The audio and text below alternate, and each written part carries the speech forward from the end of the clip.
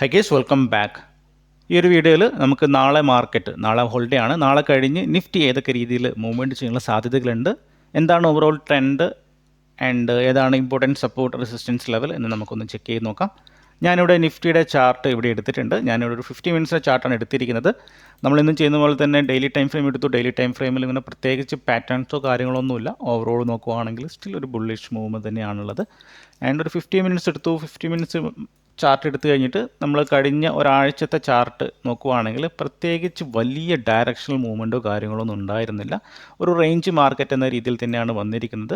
So നമുക്ക് ഒന്നും കൂടി ഒന്ന് നോക്കുവാണെങ്കിൽ ഒരു റേഞ്ചിൻ്റെ ഉള്ളിൽ ഒരു ചാനൽ പാറ്റേൺ എന്ന് വേണമെങ്കിൽ പറയാം. ഈ റേഞ്ചിൻ്റെ ഉള്ളിലാണ് ഇപ്പോൾ ട്രേഡ് നടന്നുകൊണ്ടിരിക്കുന്നത്. ഓക്കെ, വേണമെങ്കിൽ നമുക്ക് കുറച്ചുകൂടി ഒന്ന് ഈ ഒരു ലെവലിൽ കൂടി വേണമെങ്കിൽ ഡ്രോ ചെയ്യാം. ഓക്കെ, സോ ഏകദേശം വളരെ നാരോ ആയിട്ടുള്ള ഒരു റേഞ്ചിൻ്റെ ഉള്ളിലാണ് നിഫ്റ്റി ഇപ്പോൾ ട്രേഡ് നടന്നുകൊണ്ടിരിക്കുന്നത്. അറ്റ് ദ സെയിം ടൈമിൽ നമ്മൾ ഇന്ത്യ വിക്സ് നമ്മൾ നോക്കുവാണെങ്കിൽ ഏകദേശം ഇലക്ഷൻ്റെ ടൈമിൽ ഏകദേശം ഒരു 31 വരെ ഉണ്ടായിരുന്ന ഇന്ത്യ വിക്സ് പിന്നീട് ആ ഒരു വൊളാറ്റിലിറ്റിയിൽ നിന്ന് വളരെയധികം ഒരു ഡ്രോപ്പ് വന്നിട്ടുണ്ട്. ഇപ്പോൾ ട്രേഡ് നടന്നുകൊണ്ടിരിക്കുന്ന അല്ലെങ്കിൽ ക്ലോസ് ചെയ്തത് ഏകദേശം 12-ലാണ്.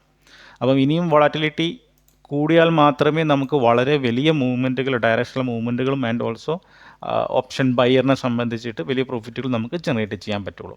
ഓക്കെ, എന്നെ സംബന്ധിച്ചിട്ട് അത്യാവശ്യം ഒരു ഇന്ത്യ വിക്സ് ഏകദേശം ഒരു 13 മുകളിൽ അല്ലെങ്കിൽ 15 മുകളിലൊക്കെ വരുന്ന സമയത്താണ് എൻ്റെ extreme level of profit book ചെയ്യാൻ എനിക്ക് പറ്റിയിരിക്കുന്നത്. കാരണം ആ ഒരു സമയങ്ങളിൽ വലിയ വലിയ മൂവ്മെൻറ്റുകൾ ഉണ്ടാവും. ഏതെങ്കിലും ഒരു സിംഗിൾ ട്രേഡ് ക്യാപ്ചർ ചെയ്തതിന് അത്യാവശ്യം പ്രോഫിറ്റും അവിടെ ജനറേറ്റ് ചെയ്യാൻ പറ്റും. ഓക്കെ, സോ നമുക്ക് നിഫ്റ്റിയിലെ ചാർട്ട് തന്നെ എടുക്കാം. സോ നിഫ്റ്റി ഇപ്പം ട്രേഡ് നടന്നുകൊണ്ടിരിക്കുന്നത് വളരെ നാരോ ആയിട്ടുള്ള ഒരു റേഞ്ചിൻ്റെ ഉള്ളിലാണുള്ളത്. അപ്പോൾ നമുക്ക് മെയിനായിട്ട് ഫോളോ ചെയ്യുന്ന ഒരു കാര്യം എന്ന് പറഞ്ഞിട്ടുണ്ടെങ്കിൽ നമുക്കിവിടെ ഒരു ട്രെൻഡ് ലൈൻ നമുക്കിവിടെ കാണാൻ പറ്റും. ഓക്കെ, ഈ ഒരു 50 മിനിറ്റ്സ് അല്ലെങ്കിൽ ഈ ഒരു ലോ പോയിൻ്റ് നമ്മൾ നീട്ടി ഡ്രോ ചെയ്യുന്ന സമയത്ത് ഇവിടെ ഒരു ട്രെൻഡ് ലൈൻ നമുക്കുണ്ട്. അപ്പോൾ അത് വളരെ ഇമ്പോർട്ടൻ്റ് ആയിട്ടുള്ളൊരു കാര്യമാണ്. വേണമെങ്കിൽ നമുക്കത് ജസ്റ്റ് ഒന്ന് മാർക്ക് ചെയ്യാം. നാളത്തെ മാർക്കറ്റിൽ ഒരു ട്രെൻഡ് ലൈന് നമുക്ക് അവിടെ ഉണ്ട്. സോ ട്രെൻഡ് ലൈൻ എന്ന് പറഞ്ഞിട്ടുണ്ടെങ്കിൽ എന്താണ്, ആ ഒരു ട്രെൻഡിനെ സൂചിപ്പിക്കുന്നതാണ്. സോ നിഫ്റ്റി ഗ്രാജുവലി അപ്സൈഡിലോട്ട് മൂവ്മെൻറ്റ് ചെയ്യുന്നു എന്ന് സൂചിപ്പിക്കുന്നതാണ്. സോ നെക്സ്റ്റ് ടൈം ഇവിടെ വരുന്ന സമയത്തും വീണ്ടും നമുക്ക് അപ്സൈഡ് മൂവ്മെൻ്റ് ആണ് എക്സ്പെക്റ്റ് ചെയ്യുന്നത്. ഇവിടെ സപ്പോർട്ട് എടുത്ത് ഇവിടെ ഹോൾഡ് ചെയ്യുവാണെങ്കിൽ, in case trend line support എടുക്കാതെ ഇവിടുന്ന് ഹോൾഡ് ചെയ്യാൻ പറ്റാതെ തിരിച്ച് താഴോട്ട് ഒരു ബ്രേക്ക് ഡൗൺ നടക്കുകയാണെങ്കിൽ മേ ബി ഈ ഒരു ഡൗൺ സൈഡ് വരെ നമുക്ക് മൂവ്മെൻറ്റ് വരാം. അപ്പം ട്രെൻഡ് ലൈൻ കൊണ്ട് നമുക്ക് രണ്ട് കാര്യങ്ങൾ നമുക്കിവിടെ പറയാൻ പറ്റി. ഒന്ന്, ട്രെൻഡ് എവിടെ നിന്നാണ് കണ്ടിന്യൂഷൻ സ്റ്റാർട്ട് ചെയ്യുന്നത്, ആൻഡ് ആ ഒരു ലെവൽ ബ്രേക്ക് ഡൗൺ ചെയ്യുവാണെങ്കിൽ ഏതുവരെ പോകുന്നുള്ളത് നമുക്ക് ഏകദേശം ഒരു ഐഡിയ ഉണ്ട്.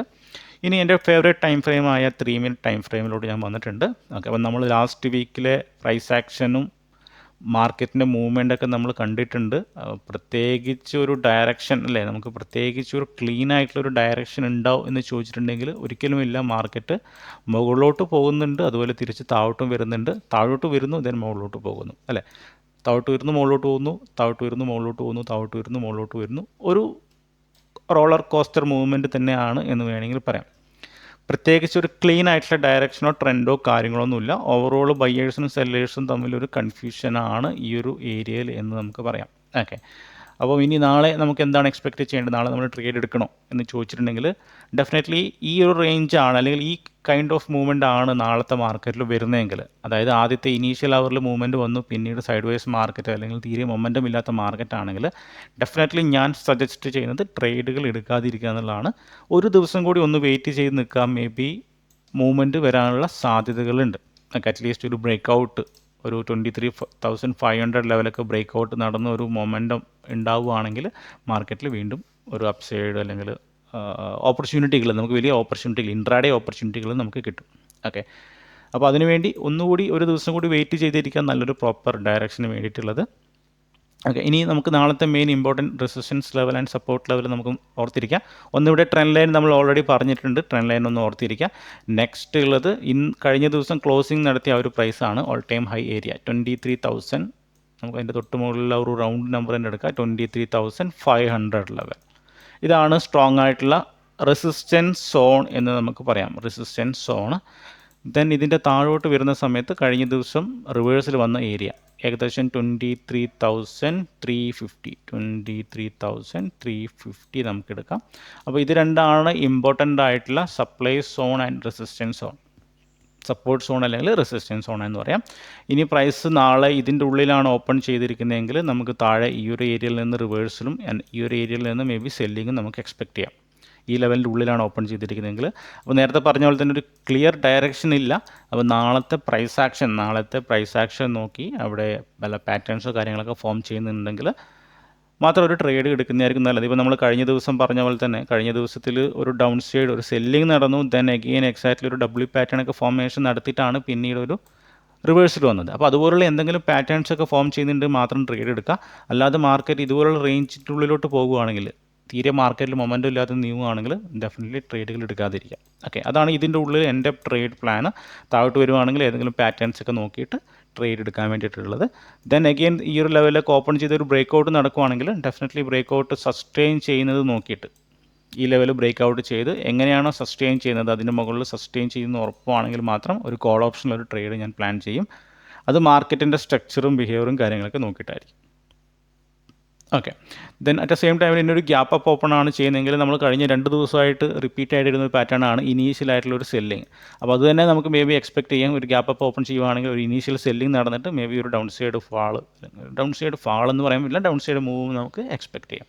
അങ്ങനെയാണെങ്കിൽ ഈ ഒരു രീതിയിൽ അല്ലെങ്കിൽ ഈ ലെവൽ അനുസരിച്ചിട്ടൊരു ട്രേഡ് പുട്ട് ഓപ്ഷനിലും ട്രേഡ് പ്ലാൻ ചെയ്യാം. ഓക്കെ, ഇതാണ് എൻ്റെ നാളത്തെ ബേസിക് ആയിട്ടുള്ള ഒരു സിമ്പിൾ പ്ലാന്. നല്ലൊരു ഡയറക്ഷൻ ഉണ്ടാവണമെങ്കിൽ മാത്രമേ ഒരു ട്രേഡ് ഞാൻ എടുക്കാൻ ഉദ്ദേശിക്കുന്നുള്ളൂ. ഓക്കെ, ആൻഡ് ഞാൻ പ്രതീക്ഷിക്കുന്നു നെക്സ്റ്റ് ഒരു 2 ഡേയ്സിൽ ഒരു നല്ലൊരു ബ്രേക്ക് ഔട്ട് നടക്കാനുള്ള സാധ്യത. കാരണം നമ്മളിപ്പം കഴിഞ്ഞ ഒരു ഇലക്ഷൻ്റെ ഒരു ഫാള് കഴിഞ്ഞ് വൊളാറ്റിലിറ്റി കഴിഞ്ഞ് മാർക്കറ്റ് ഒന്ന് കൺസോൾട്ടേഷൻ ആണ് ചെയ്യുന്നത്. അപ്പോൾ ഒരുപാട് നാളുകൾ ഒരേ ലെവലിൽ ട്രേഡ് നടക്കില്ല. ഡെഫിനറ്റ്ലി ഒരു ബ്രേക്ക് ഔട്ട് അല്ലെങ്കിൽ വലിയൊരു മൂവ്മെൻറ്റ് നമുക്ക് എക്സ്പെക്റ്റ് ചെയ്യാം. അതിനുവേണ്ടിയാണ് ഞാനും വെയിറ്റ് ചെയ്തിരിക്കുന്നത്. ജസ്റ്റ് ക്ഷമയോടെ വെയിറ്റ് ചെയ്തിരിക്കും. ആൻഡ് ഒരു ദിവസം ഇപ്പോൾ നാളെ തന്നെ ഒരു മൂവ്മെൻറ്റ് ചെയ്തു പോയി അത് മിസ്സ് ചെയ്തെന്ന് വെച്ചാൽ അതിന് പ്രത്യേകിച്ച് ഫീലൊന്നും ചെയ്യില്ല. നെക്സ്റ്റ് ഡേയിലും ഓപ്പർച്യൂണിറ്റി ഉണ്ടാവും. അപ്പം നാളത്തെ ഒരു ദിവസം ഞാൻ നേരത്തെ പറഞ്ഞ പോലെ തന്നെ സിമ്പിളായിട്ടുള്ള 1-2 ട്രേഡ് സെറ്റപ്പിൽ വരുവാണെങ്കിൽ ട്രേഡ് എടുക്കും, അല്ലെങ്കിൽ വലിയ മൂവ്മെൻറ്റ് വരുന്നത് വെയിറ്റ് ചെയ്തിരിക്കും. ഓക്കെ, സോ അതാണ് നാളത്തെ trade plan. Okay, so okay guys, പുതിയൊരു വീഡിയോ ആയിട്ട് നമുക്ക് നാളെ കാണാം. So bye, thank U.